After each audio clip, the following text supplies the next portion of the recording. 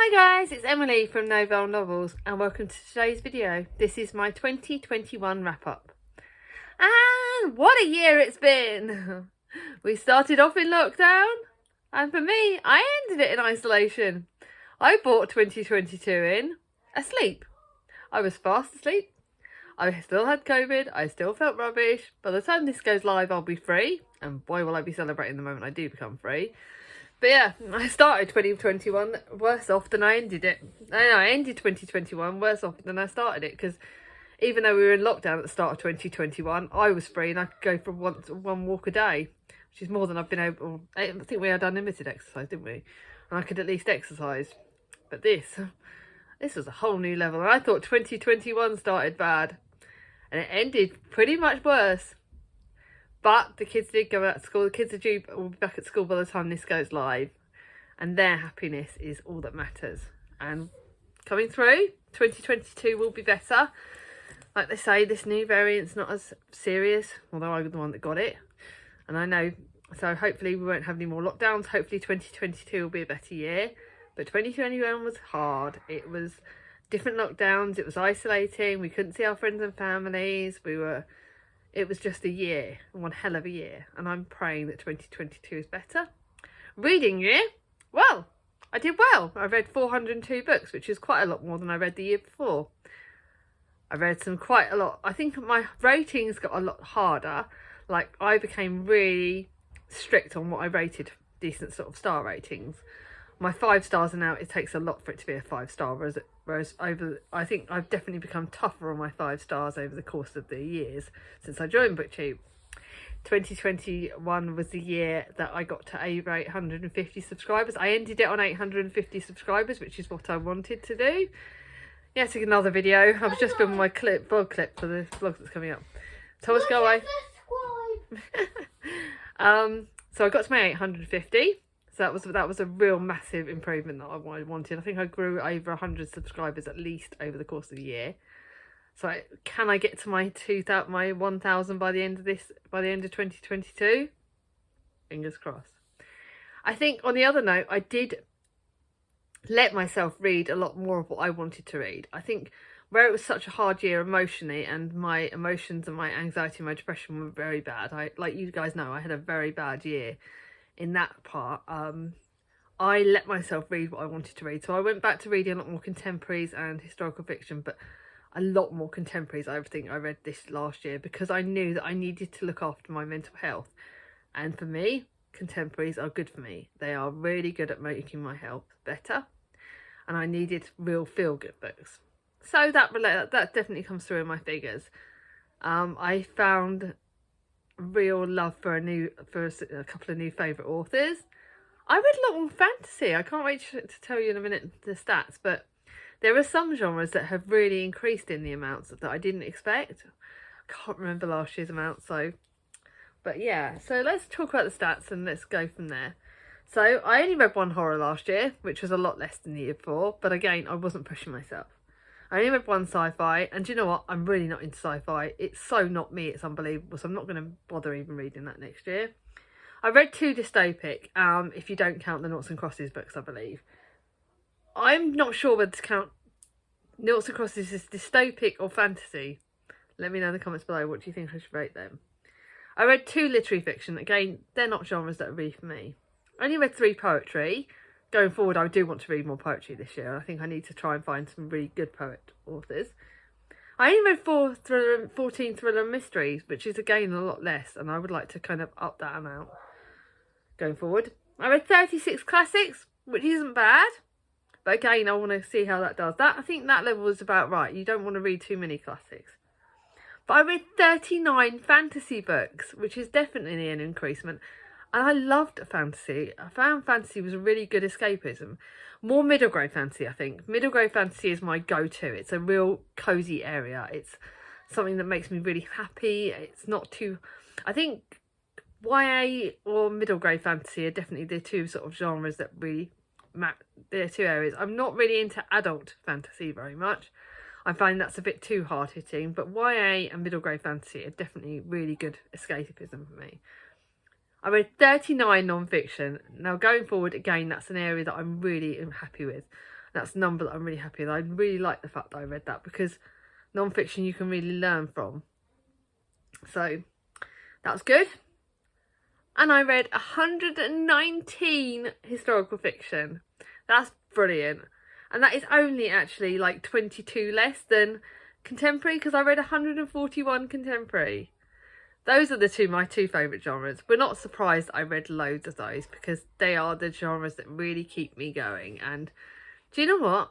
Let's not beat ourselves up. Yeah, there are areas I want to improve on. I do want to improve on my thriller and mystery. I do want to improve on my poetry. But the rest, I'm not going to beat myself up. I think that's fine. I'm just going to let that go. Let's be honest, I'm a wimp. Horror's not really for me. Sci-fi is not really for me. I'm not going to bother with those so much now. But thriller and mystery, I do kind of want to increase a little bit. I'm certainly setting myself a goal of at least one thriller a month now. So that number may stay the same, or it may go up a little bit. And classics, again, I'm perfectly happy with that. So I'm going to start off with the worst books and then go to some positives. And then I would like to end the video on talking about my channel, talking about some channels, BookTube channels, because I love shouting out. I love shouting out to other channels. And yes, I'll probably forget someone, so let me ignore me. You guys all know how grateful I am for all of you. But I could spend all day linking channels, because otherwise there's too many booktubers that I could mention. Anyway, so the worst book of 2022, The Woman Who Went for Bed for the Year. It is my only 1-star book. It is the only book that I physically threw in the bin. And boy, did I throw it in the bin. I literally got rid of it. It went straight into recycling, because I never want anyone else to read that. I found there's so many things that triggered me. So many things that I found were problematic. It was unbelievable. I'm not someone that finds very many things problematic. If anything, I'm too blooming soft. I don't see problems where other people do. And I'm sorry, I'm not very tactful on that. But that book, it had way too many too many fat-phobic comments, racism, gender comments. God, I was just, no. I hated it. Hated it, hated it, hated it. That went recycling. The most disappointing book was one I've got still on my shelves. I couldn't be bothered because it's right hidden. And that was The Portrayals, by Bridget Collins, which I read at the start of the year. It's my first book of the year. And I had high hopes for it. I wanted it to be 5 stars. I thought it should be incredible. And it just let me down. It's still on my shelves for when my mind's a bit more awake and I feel like I'm brighter. But it was a real letdown. So, yeah. Not bothering with that. An author that I've tried a couple of times and I've definitely decided that I'm not for me. And that's Kate Atkinson. I loved one of her books, which I think was Life After Life or something like that. That was good, but the other books that I've tried by the author was just not for me. I think it was, and God in Ruins wasn't for me, and the other books were just not for me, so I'm not bothering trying with her again. And again, the genres that I'm not going to bother with are sci-fi and dystopia in general. So I've got 2 books on my shelf that I've accidentally picked up that I didn't realise were dystopic, and I think I may do a try chapter on them at the start of the year, just to double check, because if they're not for me, then they're going straight bye-byes. Because that's just not for me. I'm just realising that I'm not like into that sort of thing, and I think I've learned now what I like and what I don't like. And yes, that's changing. Over my course on BookTube, it's definitely changing, but it's not one that I want to go to. I don't do too much negativity, so I'm already on some good bits now. New favourite series, so 2 series that really stood out at me that I've not got in my best books, but were just series that were incredible. And that was they're both sort of fantasy. First was The Pinch of Magic, which I've read the first 3 books this year, and the 4th one comes out in February, and I'm going to get it.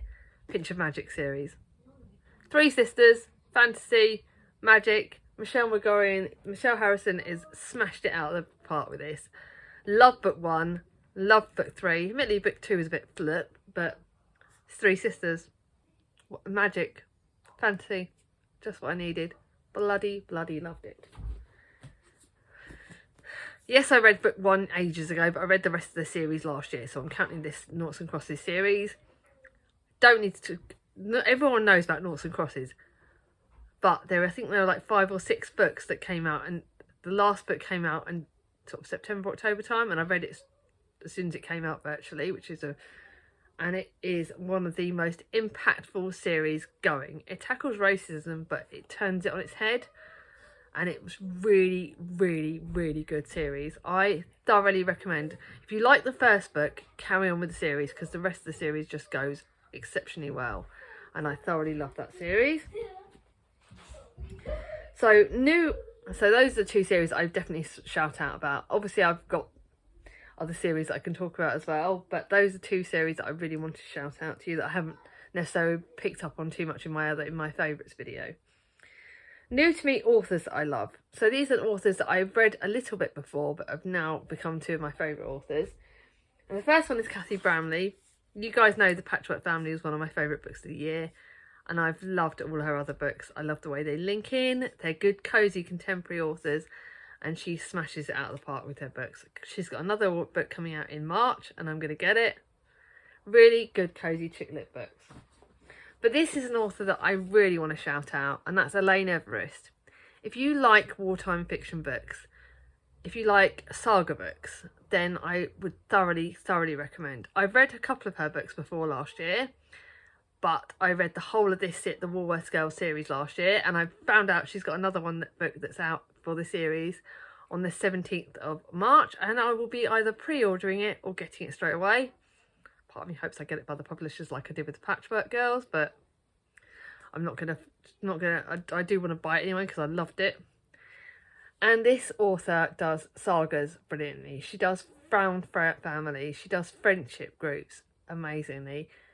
And she's also an author who replied to my tweet about the fact that the Patchwork Girls was in my favourites of the year. And she said, she retweeted it with a lovely comment to me. And when I told her my mum loves her books, she sent my mum her love. And that to me is a brilliant thing. Authors that get in touch with their followers and their subscribers, their readers, are incredible. And this poor lady's had a really hard time health-wise. So buy her books, let's boost her up, let's shout her out. She is an amazing, incredible wartime author, and I would thoroughly recommend her to everybody. So get all her books, get the Woolworths Girls series books. I think the Woolworths Girls is the first book in this series, and then she's got like loads of other books, and it's just great. The Patchwork Girls is a standalone book of hers. I've got to read the Teacup Girls books that she's got written, but yeah, she's a new sort of favourite author to me, and I love her. The longest book I read last year was called War and Peace. Obviously, we all know it's an over 1,000-page book. I read it over 3 months. Very meh. But I read it. I did it. I read an over 300-page book. The most popular book, according to Goodreads, that I read was The Diary of Anne Frank, which I read in December with Chloe. We all know about this book. Don't need to tell you. It was an incredible book. My average star rating was 4.0 according to Goodreads, but we're not going to go by that. And as you all know, if you've seen my favourite books of 2021, this was my favourite book. Someone used to know it by page 2. And now again, another fantastic author. Another author who deserves all the shout outs and is incredible. She is supportive of her readers. She is interactive. She is a great writer. She's not producing a new book this year, but we're all rereading all her other books. And like I said, I'm loving them. They're just what I need to make me happy at the moment. So they deserve it. Now I want to shout out to 3 channels that are new to me this year that I found because of Julie of Hungry Bookworm. And that is Alice from Alice in the Giant Bookshelf, Jack from Spread Bookjoy, and Jem from Gemma Books. 3 new channels to me that are fantastic. They only started, I think, last year, and they all deserve a big shout out. Now I'm going to shout out some other channels. If I've not mentioned you, please don't think it's... Oh, I don't know. I know. Actually, I'm going to do it. I'm just going to stick with the 3 new shout outs because they are 3 new channels, and I think that was something of 2021. I can only really do that because otherwise I could link... I feel like I'd forget someone. If I started listing all the other channels. But yeah, those 3 channels that are new to me. Alice, Jack and Gemma Books. I think let's shout those channels out and let's spread the love. Going forward, I think I would also should say that probably Elizabeth Gaskell's grown. She's a new sort of favourite classic author, although I'm going to be rereading books. I've got lots of plans for 2022, and let's hope they all come into fruition. I did love the fact that I hosted my first readathon at the start of 2021, and I'm hosting another one at the start of 2022. And in 2022, I'm going to host my own read along with that on my own for my birthday readathon. So hopefully that all will go well. I'm vlogging, I'm doing different things, and let's hope that 2022 is a better year. Sorry this is not a long video, but I hope you enjoyed it. If you have enjoyed it, give it a thumbs up. Subscribe. Listen to my son. Like this video, give it a thumbs up. If you're new to my channel, subscribe and like bring on my tickling. And I'll see you all soon. Bye bye.